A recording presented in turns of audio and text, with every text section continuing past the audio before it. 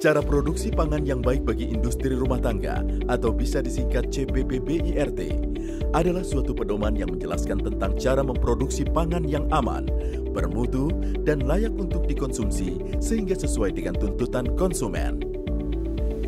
CPPBIRT ini juga dapat dijadikan sebagai panduan bagi tenaga penyuluh keamanan pangan atau PKP dan pengawas pangan kabupaten kota atau DFI dalam melakukan pembinaan dan pengawasan IRTP.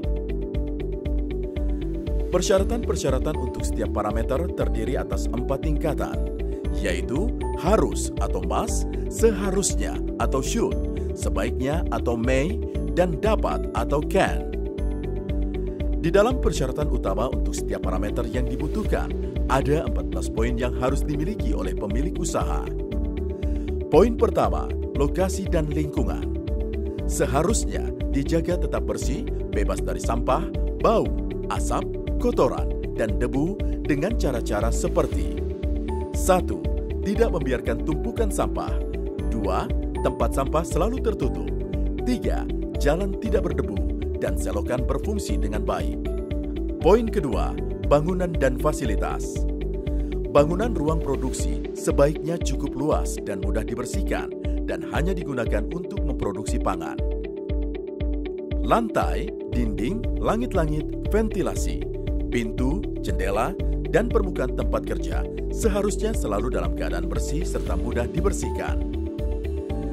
Fasilitas ruang produksi sebaiknya cukup terang, tempat penyimpanan harus terpisah antara bahan baku, BTP, dan produk jadi. Poin ketiga adalah peralatan produksi. Persyaratan bahan peralatan sebaiknya dibuat dari bahan yang kuat, tahan lama, mudah dipindahkan dan dibersihkan. Peralatan dan permukaan yang kontak langsung harus halus, tidak bercelah atau berlubang, tidak mengelupas, tidak berkarat, tidak menyerap air, dan tidak mencemari pangan. Peralatan sebaiknya diletakkan sesuai urutan prosesnya untuk mencegah kontaminasi silang.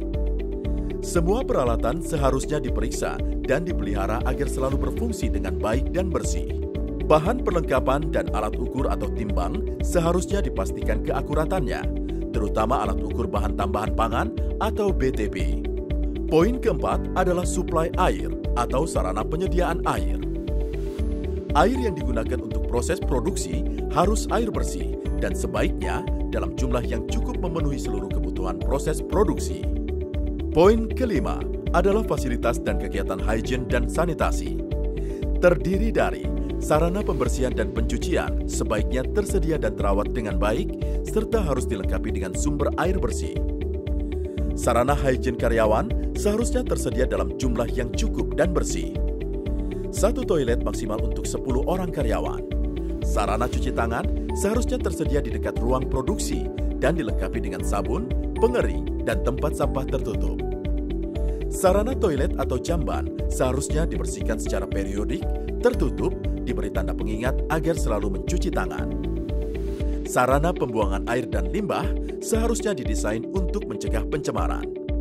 Poin keenam adalah kesehatan dan hygiene karyawan terdiri dari karyawan harus menjaga kebersihan badan, mengenakan pakaian kerja yang lengkap dan bersih. Jika ada luka, harus menutup dengan perban khusus luka dan selalu mencuci tangan setiap akan memulai mengolah pangan, sesudah menangani bahan mentah, dan sesudah keluar dari toilet. Karyawan sebaiknya tidak merokok, makan minum, dan meludah di tempat kerja, tidak bersin atau batuk ke arah pangan, atau tindakan lain yang mengakibatkan pencemaran produk pangan, serta tidak mengenakan perhiasan. Poin ketujuh adalah pemeliharaan dan program hygiene dan sanitasi. Program hygiene dan sanitasi seharusnya dilakukan secara berkala. Bahan kimia pencuci sebaiknya ditangani dan digunakan sesuai prosedur, disimpan dengan wadah yang diberi label. Hewan peliharaan tidak boleh berkeliaran di sekitar dan di dalam ruang produksi. Sampah seharusnya tidak dibiarkan menumpuk dan segera dibuang. Poin ke-8 adalah penyimpanan. Bahan dan produk akhir harus disimpan dalam ruang terpisah dan menerapkan sistem FIFO, first in, first out, dan FIFO, first expired, first out. Label, wadah, dan pengemas harus terlindung dari pencemaran. Peralatan produksi sebaiknya disimpan dengan permukaan menghadap ke bawah. Poin ke-9 adalah pengendalian proses. Untuk menghasilkan produk yang bermutu dan aman dengan cara penetapan spesifikasi bahan, komposisi, dan formulasi bahan. Cara produksi yang baku, jenis, ukuran, dan spesifikasi kemasan, keterangan lengkap tentang produk yang akan dihasilkan, termasuk nama produk, tanggal produksi, tanggal kadaluarsa.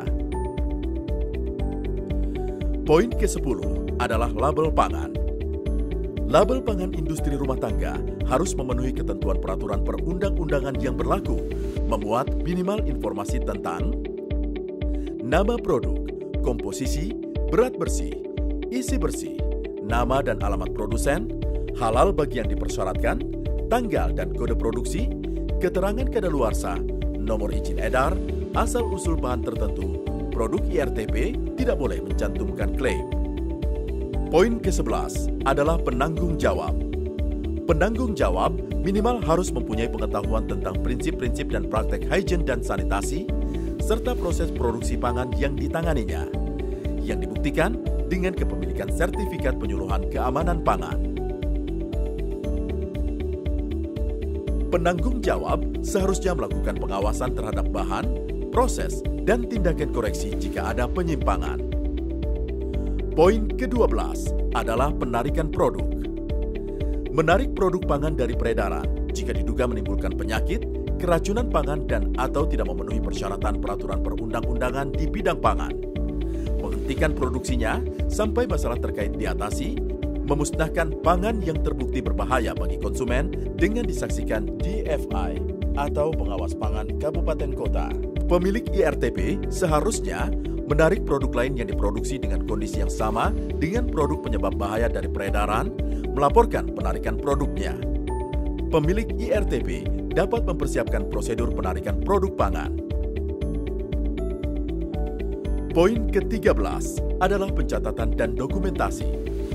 Pemilik, penanggung jawab IRTP seharusnya mencatat dan mendokumentasikan penerimaan bahan, produk akhir, penyimpanan, pembersihan dan sanitasi, pengendalian hama, kesehatan karyawan, pelatihan, distribusi, penarikan produk, dan lainnya yang dianggap penting. Poin ke-14 atau poin terakhir yang harus dilakukan adalah pelatihan karyawan. Pimpinan dan karyawan IRTP harus mempunyai pengetahuan dasar mengenai prinsip-prinsip dan praktek higien dan sanitasi pangan, serta proses pengolahan pangan yang ditanganinya agar mampu mendeteksi risiko yang mungkin terjadi, dan bila perlu mampu memperbaiki penyimpangan yang terjadi. Pemilik atau penanggung jawab harus sudah pernah mengikuti penyuluhan tentang cara produksi pangan yang baik untuk industri rumah tangga atau CPP-BIRT. Menerapkannya serta mengajarkan pengetahuan dan keterampilannya kepada karyawan yang lain. Penerapan cara pembuatan pangan yang baik merupakan bentuk komitmen industri rumah tangga pangan untuk menghasilkan produk yang aman dan berkualitas. Tetap patuhi protokol kesehatan dan ingat 5M, menggunakan masker, mencuci tangan, menjaga jarak minimal 1 meter, menghindari kerumunan, dan mengurangi mobilitas.